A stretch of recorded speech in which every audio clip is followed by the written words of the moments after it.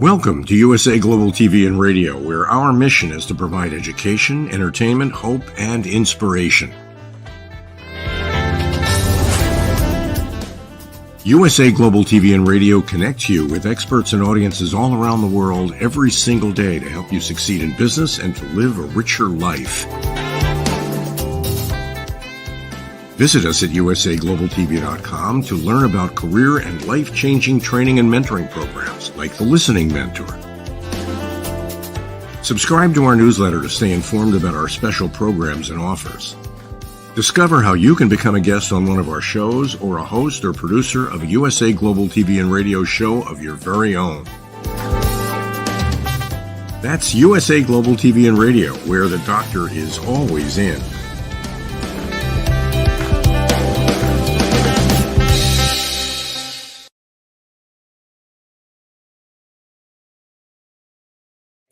Hi, everyone. Good morning, good afternoon, good evening. A huge welcome, a big hug to everybody across the world. This is USA Global TV and Radio, and I'm Dr. Jacalyn Kerbeck.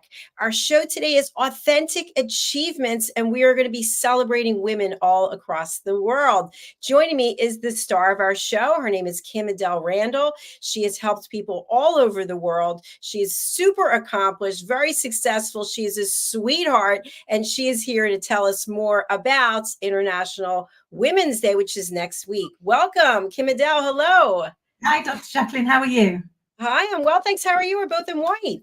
I know. We clearly got a memo without realizing. In red. I love it. It's so nice to see you. And as I mentioned in the intro, you have helped so many people across the world. You've had an amazing journey yourself. I love when we get together for our show because I'm always learning something from you. You're always quoting people. Tell us a little bit about how you created Authentic Achievements, your own platform.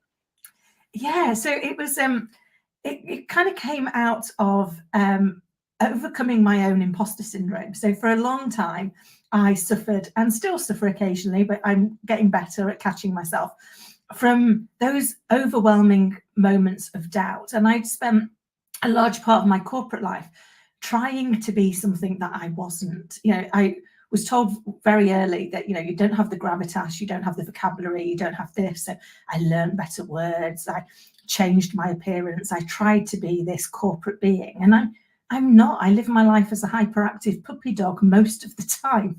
And it wasn't until I stepped into that, and when the two don't have to be different, I can be who I am. I can be that overly excited, optimistic human being and still be a good leader and still run businesses and have the courage to be myself, that I really started to be even more successful. And realized that actually I could still run those big organizations. I could still run those multi-million-pound companies and have fun along the way and take my people on that journey. And as I went through a big change for myself, which was 6 years ago now, and my little girl wasn't quite one, and I had a real epiphany moment in one of the darkest moments of my life, which was, if I want her to grow up to know how amazing she is and to believe in the art of the possible, I have to start showing that. I have to start having the courage to live that way myself, because children don't learn by what we say. They learn by what we say, what we do, and how we are. And so if any of those are not aligned, they're going to not take away the message that we want them to. And that's when I made the commitment to really dig into understanding how I could overcome those moments of doubt, how I could push myself through to live my life as authentically as myself. And that's where the platform came along. And I was super grateful, very blessed to meet yourself, Dr. Jacalyn, and for you to give me the opportunity to bring my show and the platform to your audience as well, and hopefully to be able to motivate, inspire, and encourage everybody that's listening and watching to step into your light and to have the courage to be you. Thank you so much, KIM-ADELE. That was absolutely beautiful. And something that you said I want to touch on, because I think this is really important when we're recognizing and celebrating women and lifting up each other, is that in many cases, people could say, oh, you two are competitors because you both have a platform. We're like, no, actually, we are going to support each other. So how do we as women look at each other differently instead of saying, well, there's only enough of us in this space, for 5 of us or 2 of us, instead of let's celebrate all of us. How can we help each other? Yeah, it's so true. I think we drive at things, don't we, from this sense of lack or scarcity. And yet the reality is there's more than enough for all of us. And, when I was growing up in my career through corporate life, it was very competitive for women, because I think there was that belief that if you helped somebody else, then maybe they'd take your role. And I was like, well, then it's not my role. So actually, why can't we collaborate more? Why can't we work together, men and women? But particularly for women, we've got to re-swing that pendulum. It's taken a long time, to get us starting to move towards some parity, and therefore we need to be able to support each other and hold, reach back and help other people up, and recognize that actually they're not your competition. Oh, they could be, is the wind beneath your wings. When we work together, when we learn from each other, when we collaborate, when we look at things and say, I've had similar to yourself, Dr. Jacalyn, I've had loads of people that go, Kim, you've got too many coaches and too many consultants in your network. And I'm like, why? And they were like, well, they're your competition. I'm like, no, they're not. They're not. I won't be the right coach for everybody, but I do want to be helpful to everybody. So actually, if somebody comes along that, we get to meet, and actually we're not going to be a good fit, we're not going to be the right combination, I like to be able to put them in touch with somebody who would possibly be a better fit for them right now. And I don't see that as competition. That's just how we all evolve. And I think it's all back to that reframing our thinking in the first place, that says actually why are we assuming that there isn't enough? Why don't we trust that together we can make more? With most things in life, if we add them together, they create something that is greater than the sum of the individual parts. And I believe that to be true also of how we empower and support people. Absolutely. Well, I'm applauding this, what you're saying. It's fantastic. Something else I also want to just touch on, because you mentioned this as well about the number of coaches and others, consultants who are in your network.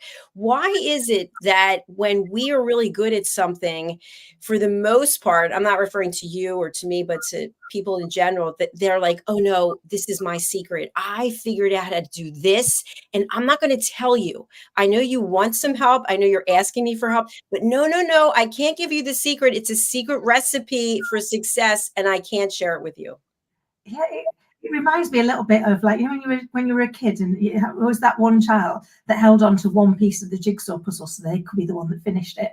And I was like, why do we do? Why do that? Why not just take pleasure from being a part of building that jigsaw? And actually, they used to say knowledge is power, but knowledge is only powerful if we share it.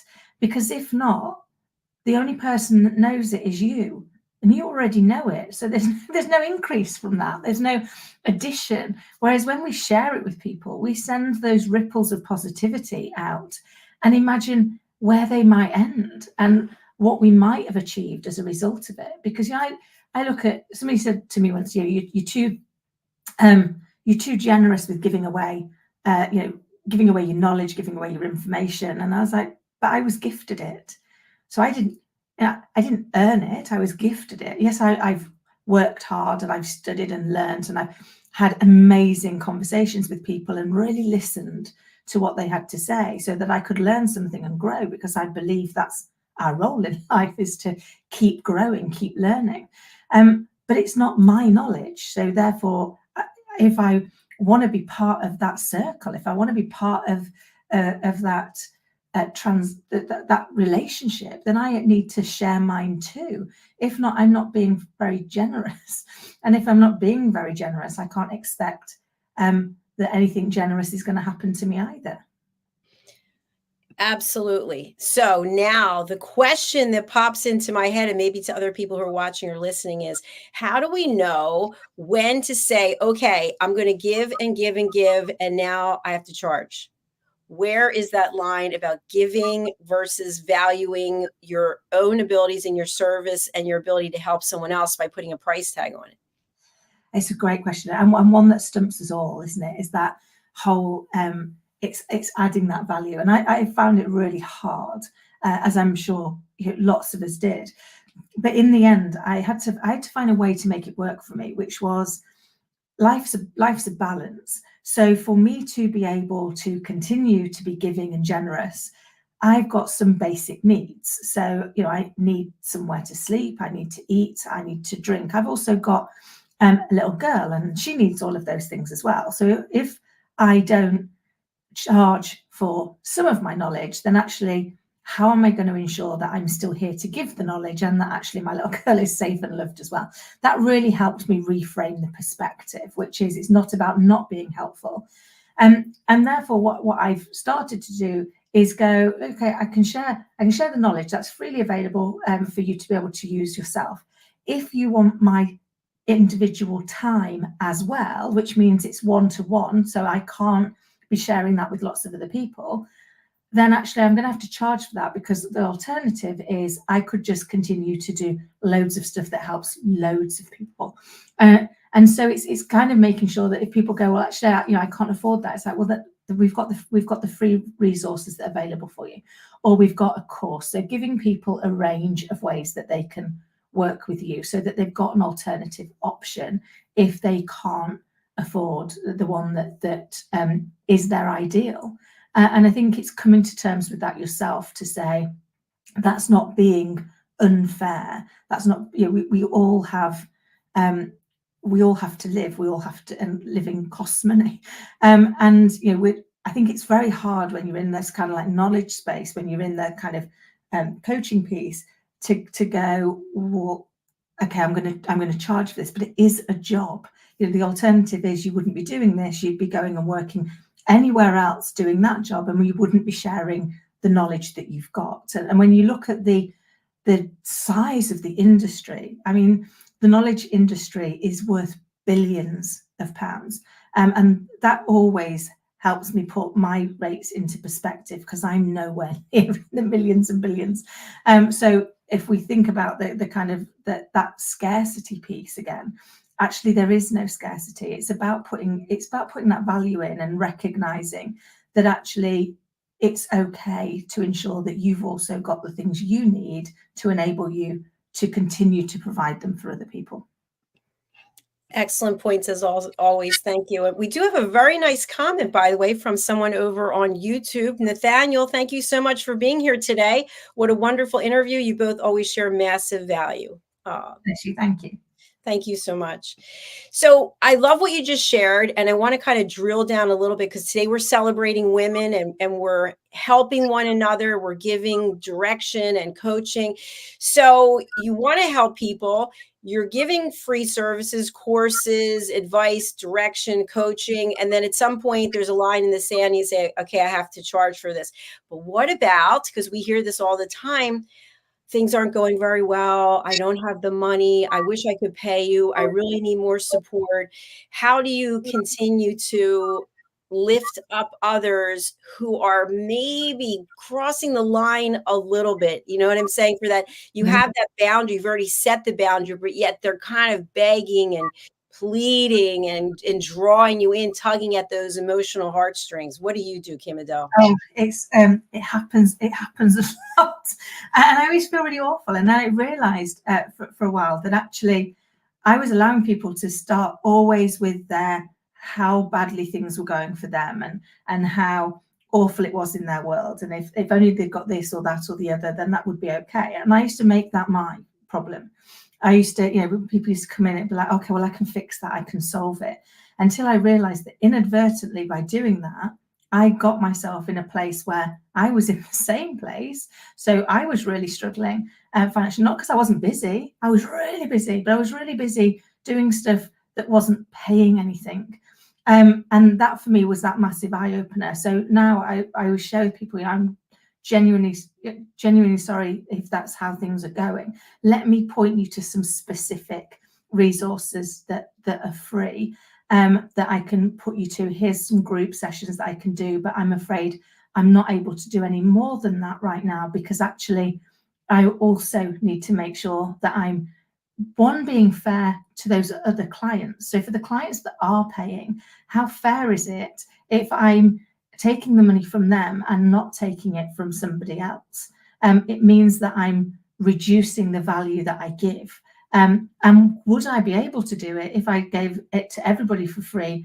Not unless I win the lottery, which, if it looked like me to win the lottery, that'd be great. I happily would give it all away for free. But I think it's kind of like restating those boundaries, because I've found in a couple of places when I did reinstate the boundary and just say, look, I'm really sorry. You were supposed to be having 1 hour and you're now taking 10, but you've only paid for the 1. That I can't continue. People got really upset and frustrated about it, and I had to acknowledge that part of that was my fault. I'd allowed them to way overstep the boundary and done nothing to pull them back in. So now what I do is I'm much clearer with my boundaries straight away. And although if people are really struggling, I will help. What I've now started to do is help them find the solution rather than give them the solution. So actually, I'm not going to do it one-to-one for you, but here you are. I'll give you all of the resources that you could ask yourself those questions to be able to get there. I'm just not going to put myself in there. And I had to get comfortable with myself and acknowledging that it doesn't make me unkind. That just means that I'm trying to be fair the best way I know how. Brilliant. I love it. I love the confidence, and yet at the same time, the compassion. It's 2 C's together, which is beautiful. And I also think that when we are approaching something that looks like a boundary and feels like a boundary, that it causes us to look for a solution. It causes us to take action instead of just take. We actually have to do something. And by doing something, we're going to feel more accomplished ourselves. Because I know personally that when I'm getting help from someone, for example, if I'm getting coaching and I'm not paying for it, at some point the value is going to be different in how I'm perceiving it versus if I'm paying for it. So if I'm paying for it, then it's kind of like, okay, I'm going to be completely present. I'm going to take this feedback and direction, and I'm going to do something with it. And so I think that that's also a call to action for the recipient, that they have to actually do something with the information instead of just being a sponge. And I completely agree. And I think, once you do pay for something, then you do value it more. It's awful, but you do value it more. And I think, I know for me, I don't take any services from people if I can't pay for them. Even if I need them, even if I want them, it's like, no, I can't afford it. And that person still needs to eat and they still need to live. And it's okay for them to charge what they want to charge for it because they've earned that right. I now need to find a different route to be able to get there. But it really does hone that commitment. And I think you're right. It's that balance of confidence and compassion, and making sure that we are confident in what we do and how we do it and the impact it's going to have, whilst also being compassionate for the space that the person's in. I think before, one of my challenges was that I swayed out of empathy into sympathy. And when we're in sympathy, what we do is we take away the other person's capability to make a difference, because we're now going, oh, poor them, they're not going to be able to get out of this on their own. I need to step in and help. Well, actually, they can get out of it on their own. They just need to be pointed in the direction of some right support. So I think keeping ourselves in that empathy piece where we can go, I know what it's like to be in that place. I've been there. I can't imagine, how awful it feels for you right now. And here's how I got out of it. I went and read these books. I went and looked at this course. I went and did these steps. So hopefully that will help you too. Allows you to still be doing some value add, but giving them the belief that actually they can get there themselves rather than stepping in and trying to be everybody's hero, which I inadvertently was very guilty of. I always appreciate your transparency, so thank you for that. I want to talk a little bit about emotions. And as women, we've been labeled over decades highly emotional, especially when it comes to that time of month or when it comes to menopause or whatever it is. And what I found for myself as an entrepreneur, I went from being in my female energy a lot of times to being in my male energy. And I'm not saying that one has emotions and one doesn't, but I find that in business, I'm very direct, and I'm not going to be as compassionate as I might be otherwise. And part of that is because I have things that have to get done. And I'll give an example. There are many times before I go live on a broadcast and people are backstage and they start telling me their whole life story. And meanwhile, I'm trying to get the things ready to produce the show and start. And I really can't be there. I really can, because I have a job to do. And so I try to give a disclaimer. I'm working right now. I'm not your friend. Right now, I'm a producer. I'm a host. And that doesn't always go over so well. So part of why I'm bringing this up is, how do we set boundaries when it comes to our emotions that, okay, we're friends, but we're also colleagues. We're here to do something. You and I are friends, but we're doing a show right now. So right now we are here bringing content as opposed to just, well, it's great to see you and how's this going? So how do we set those boundaries?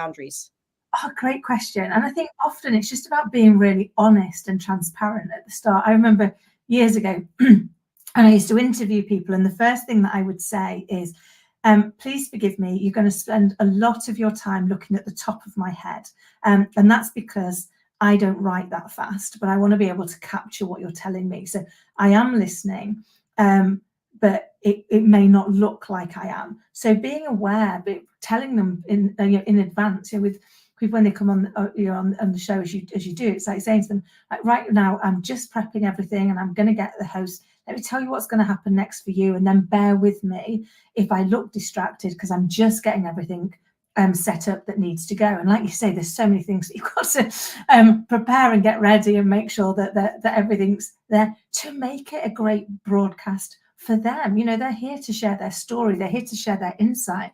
We want to put them out there in the best way possible. And I think sometimes by just sharing that with people, giving them that, giving them the why in the first instance, allows you to therefore move on without that piece of emotion. One of the big challenges is nobody really wants to talk about emotion. Emotion is the elephant in every room. It's the bit we don't ever want to share. And yet the reality is, irrelevant of whether or not we're male or female, our emotional brain responds 24 times faster than our thinking brain. So actually, there's always going to be emotion there. So I find in mine, acknowledging that and then putting it out there first, so that people understand it, and therefore they're better equipped to handle it, even in those really complex situations. So when it's going to be, for example, if over the years I've had to deliver some really horrendous messages, and one of the first things that happens with that horrendous message is people make it about them. So I did a major redundancy program probably about 12 years ago now, and I knew the first thing they were going to do is all decide that meant they were bad people, that they shouldn't be there, because their emotional brain was going to respond. So I started it with, the very first thing I need you to remember is, this is not about you. It's happening to you. You are impacted as a result of it, but it's not about you. And let me explain what I mean by that. This isn't happening because you're not a great employee. This isn't happening because I wouldn't love you to work for me for the rest of your life. This is happening because, quite honestly, we couldn't lead us to a different outcome than this one. And that's the reason we're making this decision.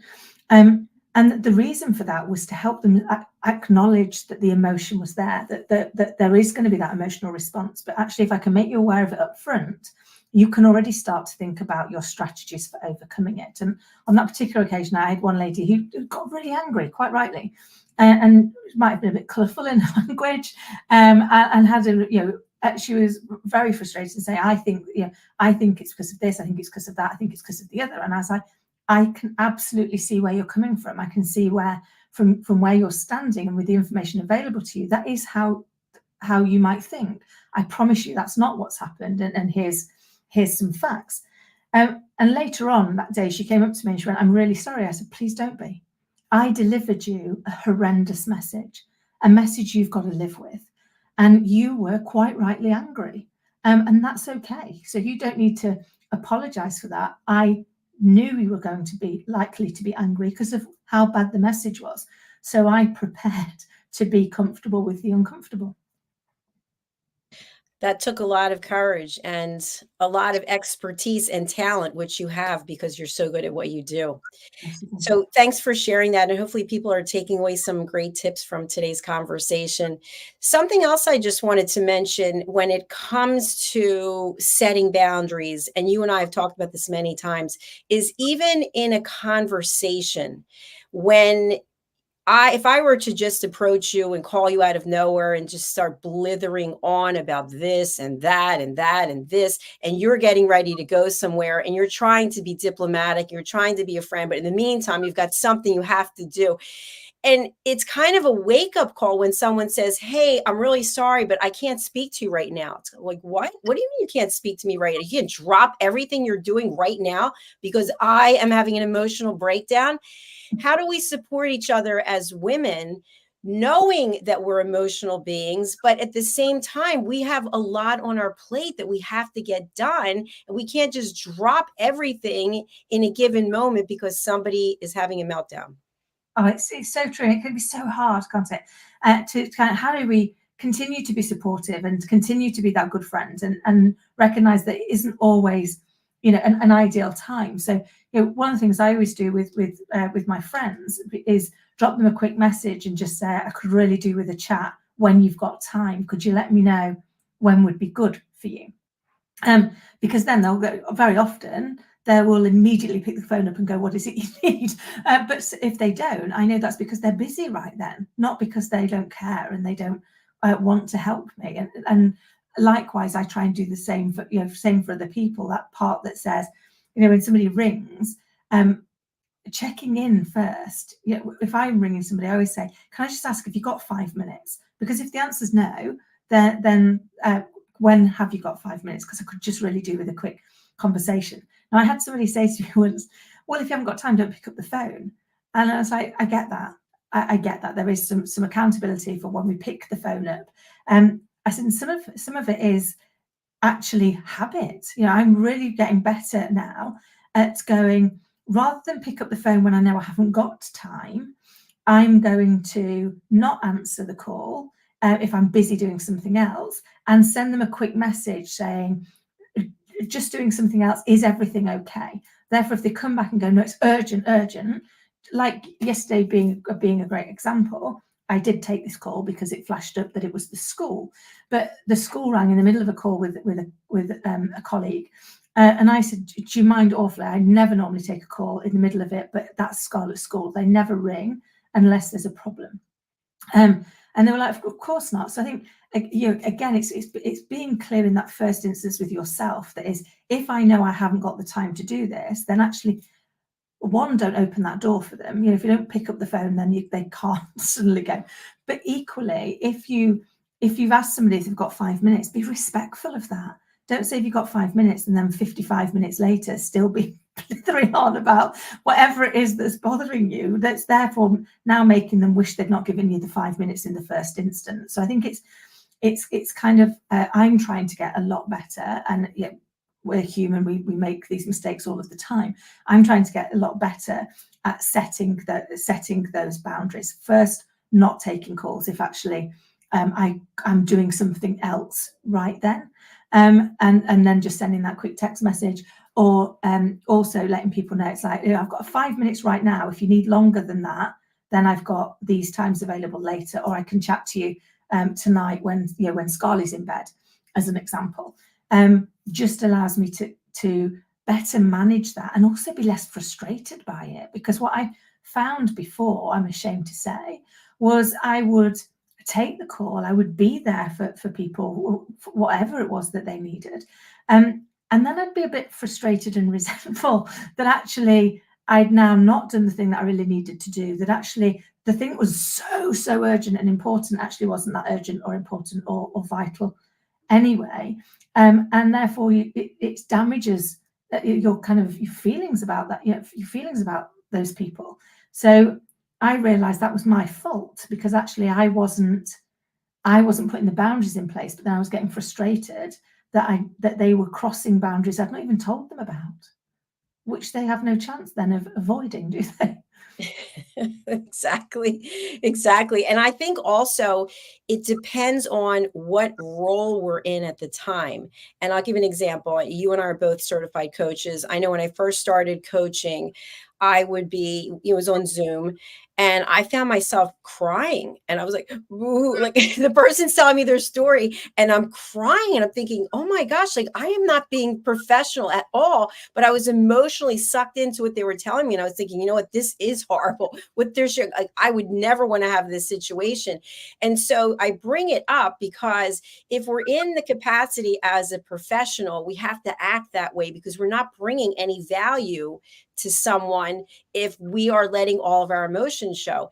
And I think the other thing is when someone calls us a friend, for example, and they're really going through something and they want to talk to us, many times they just want to rant. They just want to get it out of their system and they really don't want our input.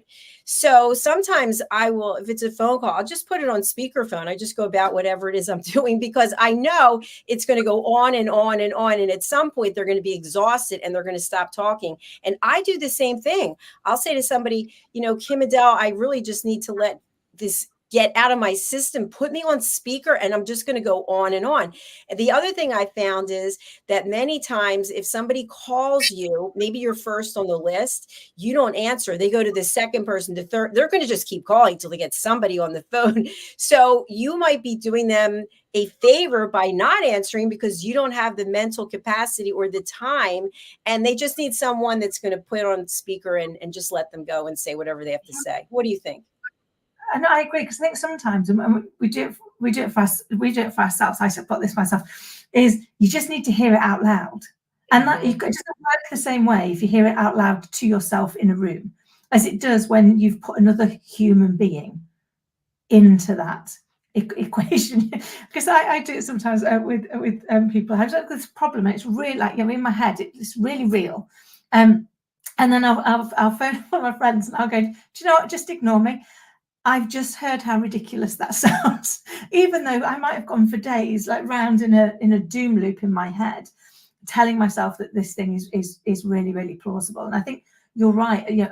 As a coach, our role is to help guide people. Sometimes all they want is somebody to listen to them. I've got a good friend who always says, listening is an act of love. And when we really listen to people, not to fix things, not to solve things, not to answer things, just to listen to them, it validates them and who they are and how they feel. If they then want us to help them find a solution, then obviously we can do that as well. But I think often we start the conversation, and I know Dr. Jacalyn, you do some amazing courses on elevated listening. I think sometimes we misunderstand our purpose within the conversation.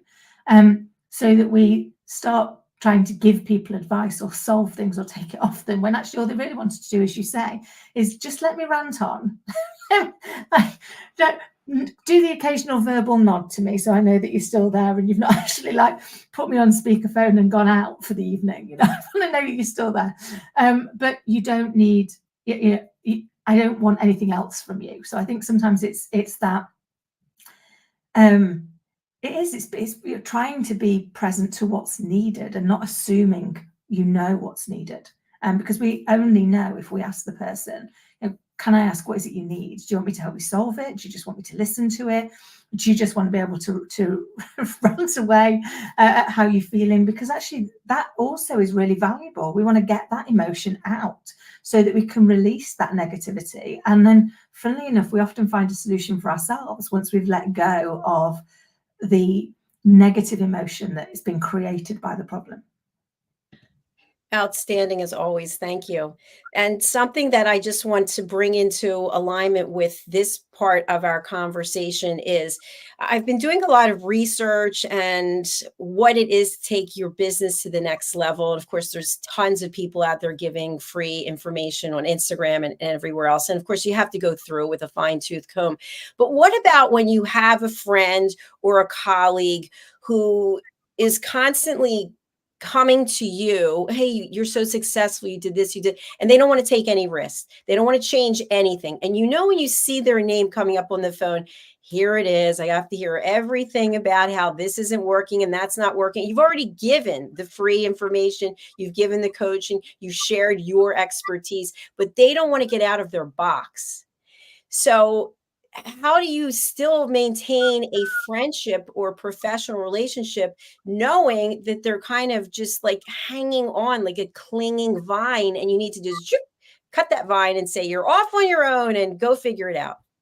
Yeah, that's a really tough one as well, isn't it? Because when you've helped for so long, and then it's like, at what point do you stop helping? I think for me, one of the things I've found is I stop helping when I'm clearly no longer helpful. So if they're not willing to get out of their box, they're not willing to take any of the steps that I've shared, the advice that I've given, the knowledge that I've given to them, then I will usually say something like, I'm genuinely sorry, I'm out of options. All the things that have worked for me, all the things that I'm aware of, we've already gone through and they clearly haven't worked for you. So I think now it's better if actually you find somebody else who's got different knowledge, who's got different experience that hopefully will work for you. And I wish you every success with that. Because if not, I'm never going to help them, because they're going to have to take the action. And I think that's part of the challenge. We can have the intention, but unless we have the take the action, we're never going to succeed.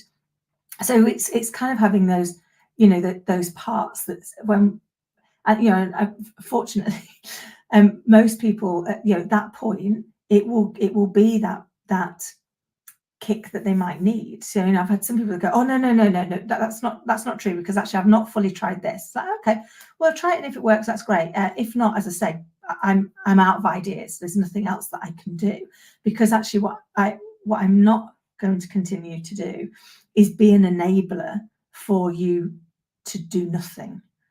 Because again, I realized for a long time, in my drive to try and be helpful and try and be supportive to people, I'd end up doing stuff for people and they wouldn't be doing anything for themselves. And I was like, hold on, I'm running your business now for you, and I'm not running my business for me. And I'm still therefore being your support. It's just not going to work. And it took me a long time to realize and get comfortable with the fact that it's not my responsibility for everybody else to be happy. It's my responsibility not to be rude, not to be unkind, not to hurt people intentionally. That's my responsibility, but I'm not responsible for everything else. And I had to learn that to be able to regain a sense of self. I totally agree with what you said. I love that. And I know for myself, I've actually had to say to people, I don't think I can bring any more value, because clearly this situation that you have has been going on and on. I've been listening, I've been giving support, but I'm not the one who can help you figure it out. And that doesn't mean I don't care about you. That doesn't mean I'm dismissing you. I'm letting you go so you can find support somewhere else. And I think that's a gift that you're giving to that person, and you're also giving to yourself. And we are definitely out of time, but I have one more topic, because I love chatting with you, but I have one more topic that I think is so important, and it's about perspective. You and I have talked many times about weight, about the way we see ourselves, and about the fact that we can drive ourselves literally insane about our physicality. And as women, we do that a lot. We beat ourselves up a lot.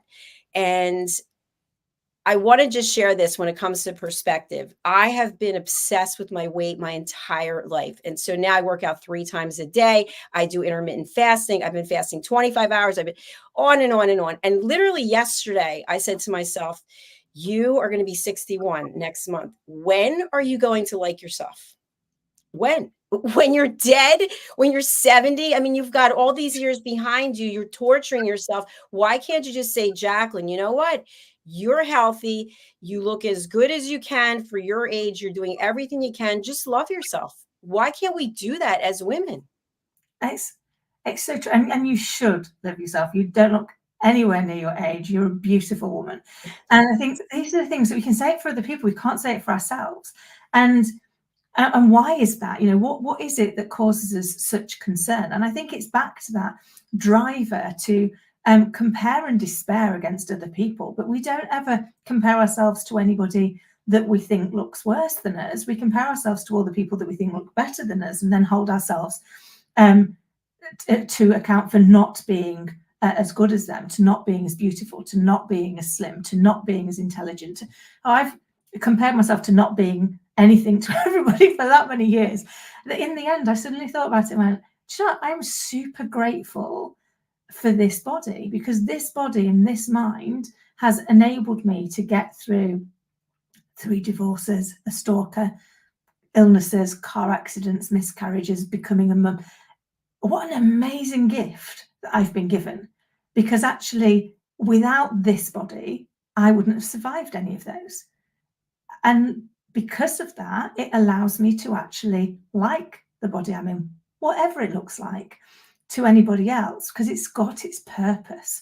And I think for me, that was my real switch, was to stop comparing mine to everybody else's. They've got a different journey. It's got to live up to doing different things for them. But mine got me through all of this. And that's something to be grateful for.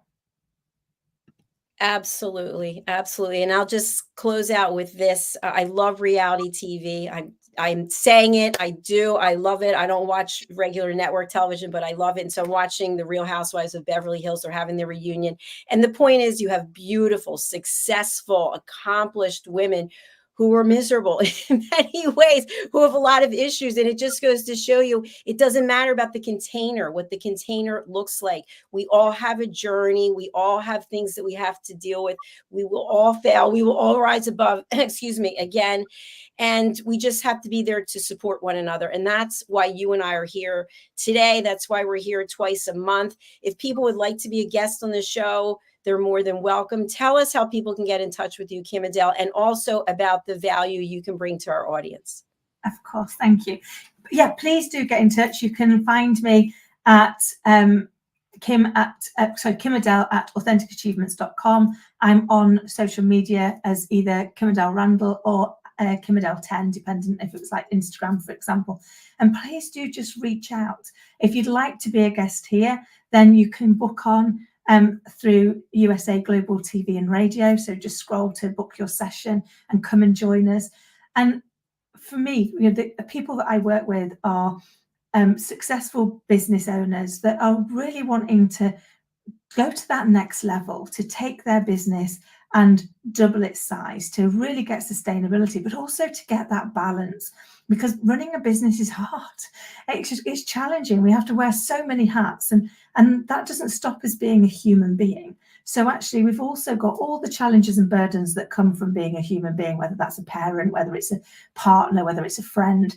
And sometimes we need someone who's going to be our support throughout all of that, whilst giving us some strategies on how we're going to really succeed. So if that's you, please do get in touch.